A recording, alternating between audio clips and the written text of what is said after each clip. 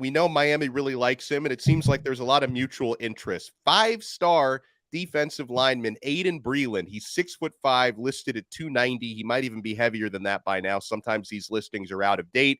He is officially visiting the U on the weekend of June 9th. I know Jason Taylor and Big Joe Salavea have been working hard on Aydin Breland's recruitment. And Brian, there have been a lot of positive trends in Miami's direction. It's not over till it's over, but I have reasons to feel pretty confident about this one. I would say he is the kind of kid that can change your program up front. That's the quick and dirty way just to put it. He can play 3-tech, 1-tech. He can play in a 4-3, a 3-4. If you're into the technical stuff, a 4-eye position as a DN. And he's, depending on, like you said, who you listen to, is anywhere from 290 to 320, whatever.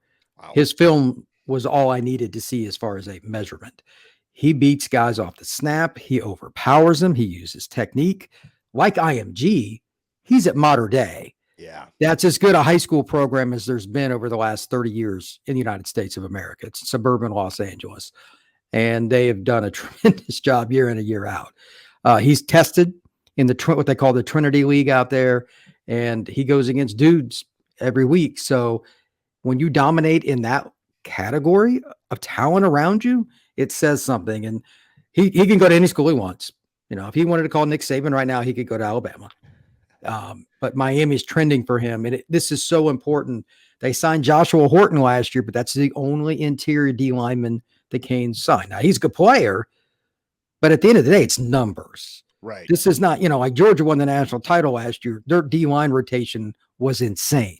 You're not going to win by just playing the same guy over and over. They get beat up too much.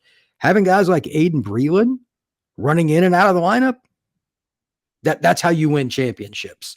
So he can change your program, and Miami could literally play him at tackle, nose, move him around. He's one of those special talents.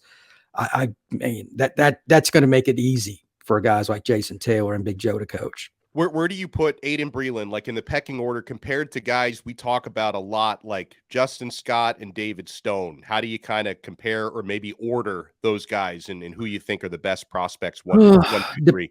It depends on what scheme you want. If you're just running pure 4-3, it's Stone because he's such a pass rusher. He's phenomenal. But Breland is probably the guy that is the best combination of a plugger. He can two-gap because of his size, but also get off the ball and just murder somebody. So, I can't really say between him or Scott. It's kind of a toss-up. I would take Stone. Pass rushers are always my first preference. Yeah. So I would take Stone first over anybody because, rushing the passer is the end all be all by how the NFL drafts. So why should I really deviate from that? But after that, him and Scott, you're talking about 3 out of the top, 5 D linemen in the country right there.